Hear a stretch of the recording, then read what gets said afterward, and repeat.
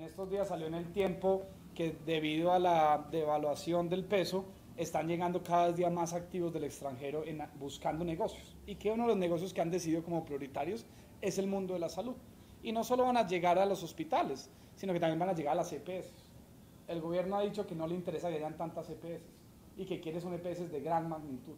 Y en esa medida le está ofreciendo al capital financiero internacional pues que venga a invertir en ese marco de nichos de negocio. Yo digo esto como para que tratemos de tener un poco el marco de por qué en parte están agitando estas políticas. Entonces la idea de hacer que la crisis no la paguen quienes se beneficiaron de la bonanza de las materias primas, sino que la crisis la paguemos todos los ciudadanos del común. Fíjense, por ejemplo, una tesis que ha venido sosteniendo la OCDE, y es que un rico es como desde 3 millones de pesos. Y todo el que sabe, todo el que vive en Bogotá sabe que un rico no tiene 3 millones de pesos mensuales. O sea, no sé, en Bogotá para usted ser rico, yo siempre exagero, pero un rico en Bogotá tiene que ganarse 100 millones de pesos al mes.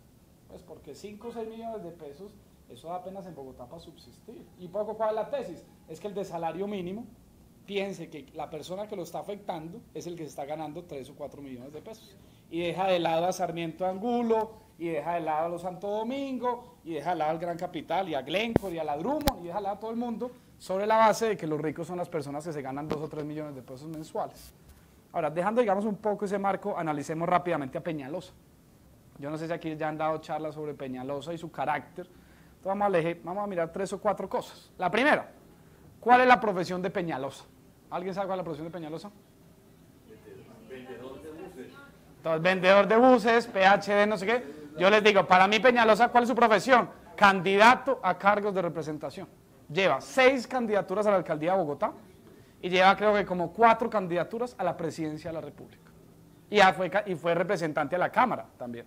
O sea, en los últimos 20 años Peñalosa ha estado involucrado en alrededor de 10 campañas electorales. Una persona así, ¿cuál es su profesión en la vida? Pues ser candidato. Y en esa medida organiza su vida. Segundo componente de Peñalosa, es un negociante. Todos los gobernantes que han ido expoliando al país son negociantes, eso es verdad. Pero Peñalosa tiene un énfasis especial. Aquí llegó la doctora Clemencia, que queremos tanto y que es tan buena en su tarea de la defensa del derecho a la salud. No, doctora, siéntese.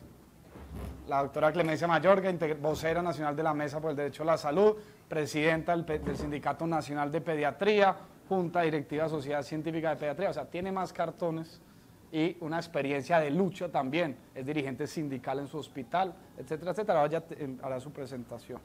Yo iba, doctora, como explicando un poco la situación nacional y el tema de Peñalosa. Entonces, el segundo componente de Peñalosa, aparte de que su profesión es ser candidato, es ser un negociante.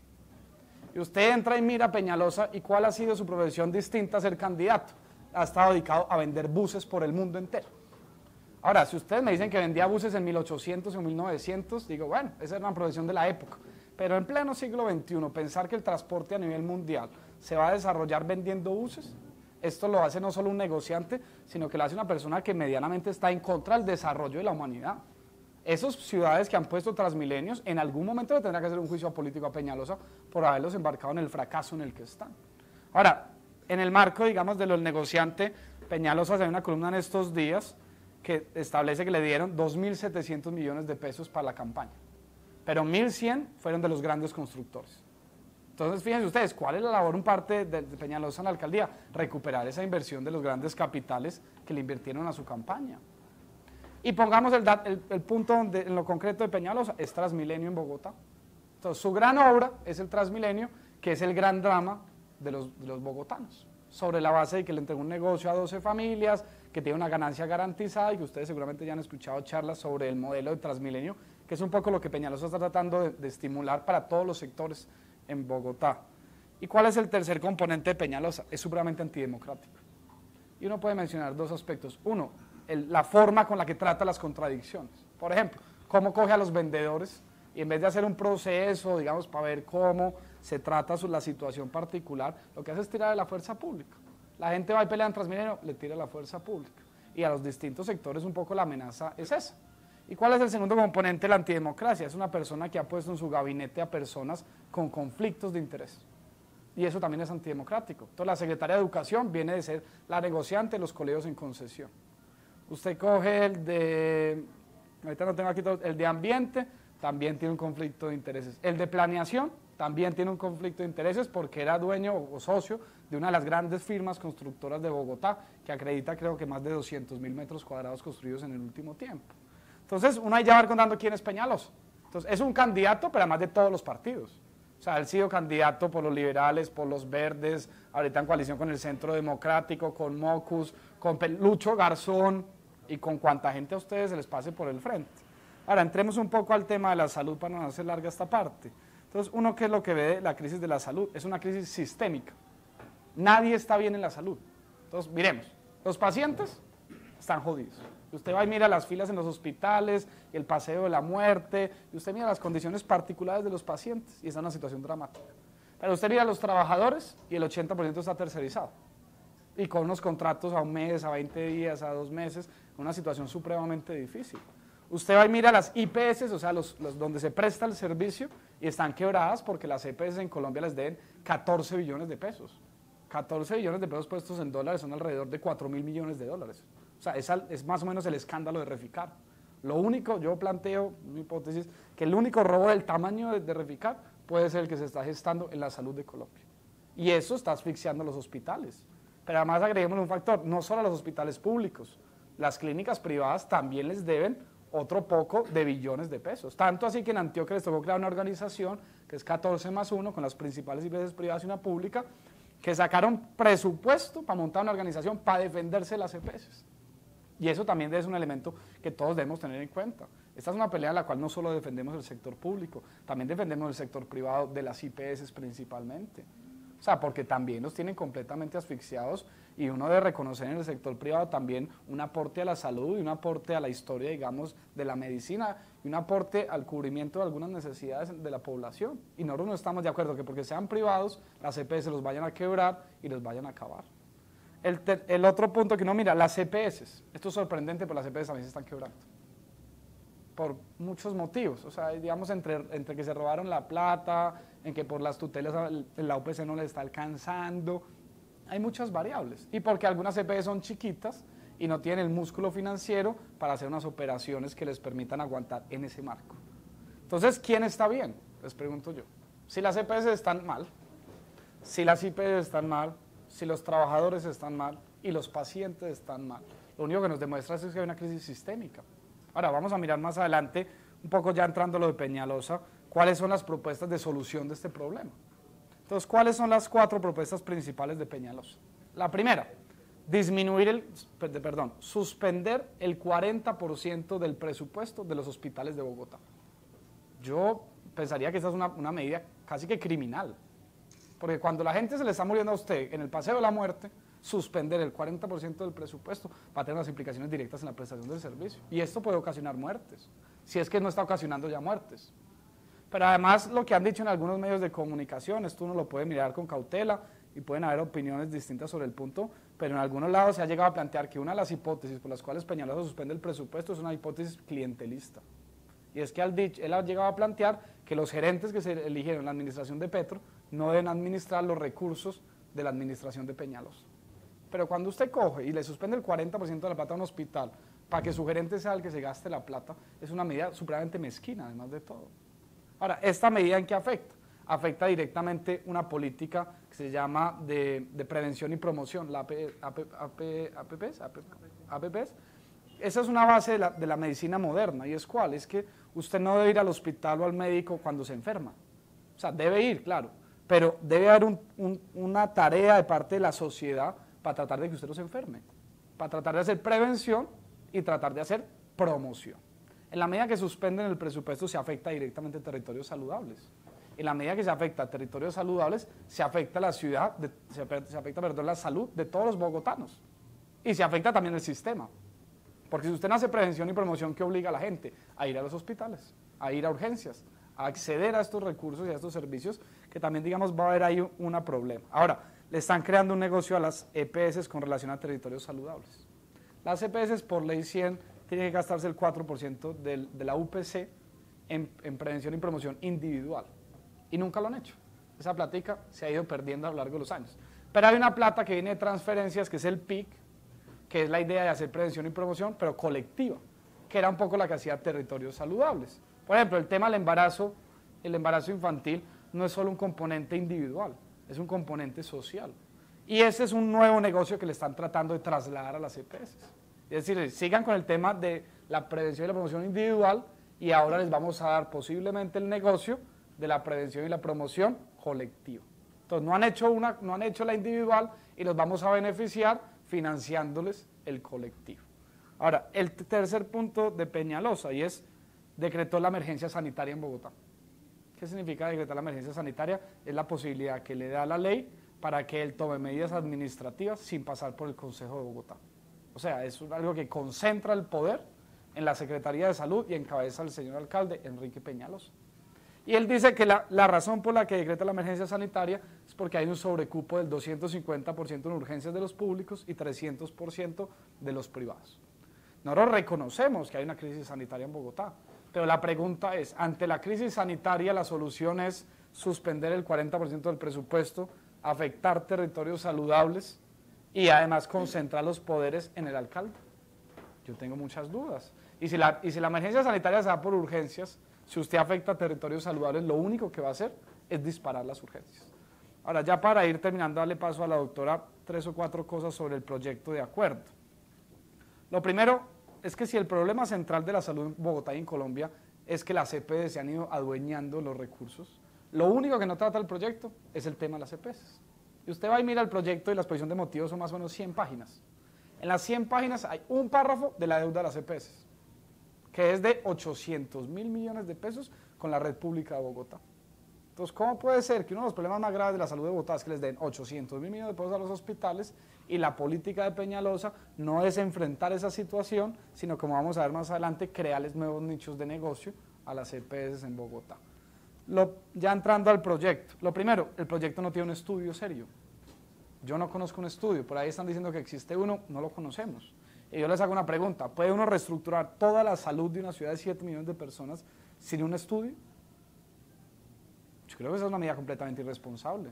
Y es una medida en la línea de Peñalosa del metro. Y es que un día se levanta por la mañana y dice que se le ocurrió que el metro era elevado. Entonces le digo, oiga, doctor, pero ¿y los estudios? No, es que yo soy un urbanista, experto internacional, premiado en todo el mundo, entonces todo Bogotá me tiene que creer.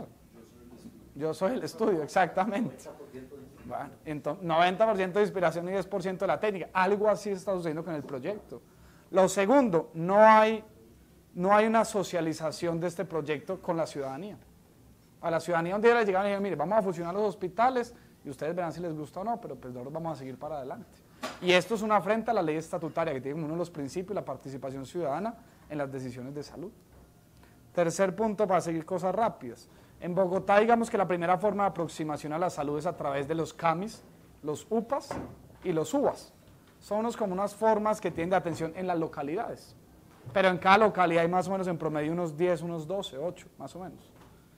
Peñalosa ha dicho que todos los CAMIS, los UPAs y los UBAs se eliminan y se monta un cuento que se llama los CAPS. Peñalosa ha hablado de 40. Pero fíjense ustedes, una cosa es usted tener 10 por localidad, que le puede dar algo así como 150, 170 en Bogotá. Las cifras no se las doy exactas porque el proyecto de Peñalosa habla de 170, 90 o 70. En 100 páginas pone una diferencia entre 170 y 70. Entonces, pues a mí me queda en ese momento difícil. Lo que yo tengo por lo que he conversado con la gente de las localidades es más o menos en promedio unos 10 por localidad. O sea, le van a cambiar a la gente 10 por localidad a 1 CAPS por localidad o máximo 2 CAPS por localidad. Y eso tiene unas afectaciones como barreras geográficas y hasta barreras culturales también. Porque una cosa es el cambio de lupa que usted lo tiene en su barrio y entonces que mira los problemas del barrio y que atiende el tema de la localidad, perdón, del barrio y del sector. Y otra cosa es que haya un UPA, un CAPS para todo Ciudad Bolívar. Entonces imagínense la movilidad, pero también les agrego, la cultura también. Porque cada uno de estos centros de atención atienden unas problemáticas un poco particulares según el sector territorial que entre a atender. Cuarto punto, van a crear un operador privado, que es supuestamente el que es imparcial, impoluto, que va a manejar unos negocios. ¿Cuáles son los negocios que va a manejar? La compra de medicamentos. Yo estoy a favor de la centralización de la compra de medicamentos, pero no creo que haya que hacer una empresa público-privada para que haga el negocio. Es más, Bogotá ya creó una cooperativa para la compra centralizada de medicamentos, lo que pasa es que los gobiernos anteriores o el anterior no la sacó adelante. Entonces dicen, como no funcionó la cooperativa, entonces demos el negocio a un privado. El otro aspecto que le entrega es el tema de la alimentación. Entonces el operador privado contrata a una empresa y esa empresa le lleva la comida al hospital. Bueno, no, yo tengo un debate sobre el punto. Yo creo que la alimentación hace parte de la salud en un hospital. Porque es que depende de lo que se coma el paciente hospitalizado, también depende de su recuperación. ¿Y dónde está la ganancia del privado si no es sobre la base de bajar la calidad? Porque si le van a pagar más de lo que están pagando hoy, entonces pues no es negocio. Si el negocio es disminuir los costos, pues los costos se disminuyen sobre la base de que la alimentación en los hospitales sea menos buena. Y yo creo que es un factor negativo. El tercer punto que les entrega, el aseo. Entonces ustedes me dicen, no, pero ¿qué tiene que ver el aseo con la salud? Pues yo tengo mis diferencias. Por ejemplo, está demostrado que las infecciones intrahospitalarias, por ejemplo, gran parte de ellas se trasladan de paciente a paciente por los aires acondicionados de los hospitales y las clínicas. Yo les hago una pregunta, ¿es lo mismo limpiar un centro comercial que una sala de cirugía? O sea, esa tiene que ser un aseo súper especializado. Y si el privado entra a ganarse una plata y disminuir costos, pues disminuye la calidad en la atención del aseo. Nos hablan de transporte intrahospitalario. Pues en teoría eso funciona bien. Pero bueno, y si mañana nos llegan es con taxis para trasladar a un usuario de un hospital a otro. Porque el operador privado dice que es más barato y que es más rentable y que esto es lo sano y que en el libre mercado lo adecuado. Ahora, aquí hay otro problema también. Ya salió el caso en Antioquia de un colegio al que le entregaron, en Antioquia en los colegios están haciendo algo similar, un operador logístico es el que cuadra la alimentación y cuadra el aseo. Bueno, hace 8 días salió en RCN que por el cambio del operador privado, los colegios en Sabaneta creo que llevan un mes sin aseo. Y los niños del colegio están aseando el colegio. Porque ese es un riesgo, es que cuando el hospital contrata directamente su seguridad o su aseo, pues tiene un contrato con una empresa y pues, digamos que en sana lógica, pues el contrato va a ir adelante. Pero cuando un operador privado es el que le manda a cada hospital estos servicios, ¿qué sucede donde el operador privado tenga dificultades en la contratación con el cuarto para trasladar estos servicios? O sea, podemos llegar a la hipótesis en que en un hospital un día no hay comida. ¿Por qué? Porque hay líos en la gestión del operador privado. O sea, esto es supremamente grave desde la perspectiva nuestra, sin dejar de lado que van a montar un negocio donde no debería haber un negocio. Quinto punto para ir terminando, van a montar unas juntas directivas provisionales de los hospitales, elegidas por Peñalosa a dedo, y creemos que ahí podría haber hasta contradicciones con la ley 100, terminamos en el absurdo de que la ley 100 termina siendo en algunos componentes hasta de pronto un poquito más garantista que Peñalosa. O sea, Peñalosa logró casi que lo insuperable y es ponerse más allá que la ley 100. Y estas juntas provisionales van a establecer todo el mecanismo de las siguientes juntas.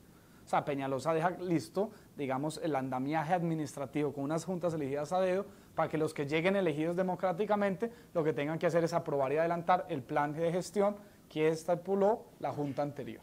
Pero agreguemos unos elementos de democracia y de participación. Hoy cada hospital tiene un delegado de los usuarios, un delegado de los trabajadores, y son juntas directivas más o menos de 6 personas, más o menos lo que dice la ley. Bueno, una cosa es que cada asociación de usuarios tenga un cupo en la junta directiva de cada hospital, y otra cosa es que para una subred de 6 hospitales haya una junta directiva de 6 personas con un solo usuario. O sea, fíjense ustedes que pasamos de un representante de usuarios por localidad más o menos o por hospital, digamos, a un delegado de pacientes o de usuarios por 4, 5, 6 hospitales. Yo les pregunto, ¿esto es democrático? Yo creo que el componente de democracia en este aspecto no está. Y en el mismo punto están los trabajadores. O sea, una cosa es un trabajador en cada hospital en la junta directiva, y otra cosa es un trabajador para una junta directiva de 5 o 6 hospitales al mismo tiempo. Y dos cosas para terminar. Hay un aspecto de trabajadores. Sobre esto los abogados tienen diferencias. Yo creo que si bien la ley, aquí hay una, ¿cómo se dice? Una sustitución patronal. Yo creo que en teoría la ley dice que las sustituciones patronales son medianamente pacíficas. O sea, que es fácil, no habla nada de medicamentos, no habla nada de trabajadores. De lo único que plantea el secretario es que va a tumbar 3 hospitales. Simón Bolívar se tumba, Santa Clara no se tumba, pero se le entrega al cancerológico, y el Santa Clara creo que sí se tumba, no estoy seguro ahí, y el materno infantil también sale. Construyen 6 edificios, eliminan los CAMI, los UPAs y los UBAs y montan 40 CAPS sobre la base de un negocio de 2,5 billones de pesos para entregárselo a una alianza público-privado con endeudamiento a 30 años. Entonces fíjense ustedes que las EPS tienen quebrados a los hospitales. La solución de Peñalosa es concentrarlo y entregar una parte del negocio al operador privado. Y la otra gran solución de Peñalosa, en vez de rescatar, adecuar, fortalecer los hospitales actuales, lo que va a tirar es toda una línea de crearle negocios al capital financiero y al capital inmobiliario. Recordemos el punto que ya anteriormente, 1.100 millones de 2.700 millones de pesos de las donaciones de Peñalosa son del mundo inmobiliario.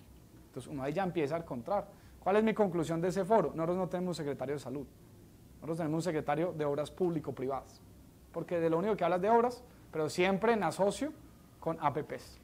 Digamos que esa es la base de su argumentación. Entonces, si ustedes se fijan, la crisis es muy grave, realmente es muy grave, pero todas las soluciones no apuntan a resolver las causas estructurales de la problemática, sino por el contrario lo que buscan es generarle más incentivos a las EPS, a los constructores, y dejando la salud completamente de lado. Ahora, ¿cuál es el lío que tenemos? Este proyecto entra por consejo, ya lo presentaron. Hoy hubo un foro del Consejo de Bogotá con la ciudadanía, todas las intervenciones fueron en contra, salvo una, entiendo, como de 40 intervenciones. Los copacos están en contra, los trabajadores están en contra, los médicos están en contra, los estudiantes están en contra, y aún así el secretario se empeña en que el viernes arranca el debate en el Consejo para la aprobación del proyecto. Y desafortunadamente el trámite en el Consejo es un trámite más rápido que en el Congreso de la República. Lo que nos han dicho los expertos es que el trámite en el Congreso puede durar 20 días, un mes. O sea, este problema que estamos hablando el día de hoy, en un mes o lo ganamos o en un mes lo perdemos. Y en esa medida la llamada a la ciudadanía es ¿cuál? Es uno a enterarse de esto, a contarle a los demás, pero nos va a tocar movilizarnos, nos va a tocar movilizarnos muy fuerte. O sea, la invitación es ir el viernes, vamos a ir al Consejo, allá a hacer expresión, nos vamos a sumar a la movilización del 17 de marzo con las centrales y con los sectores sociales, el 10 de marzo vamos a hacer movilizaciones en las localidades, como la idea de abrazar el CAMI, abrazar el UPA, bailatón en el UBA, o sea, la idea de incentivarle a la ciudadanía que defienda sus propios estamentos, sus propios centros de atención de salud, porque al final de cuentas necesitamos que todo el mundo se le monte a esta pelea.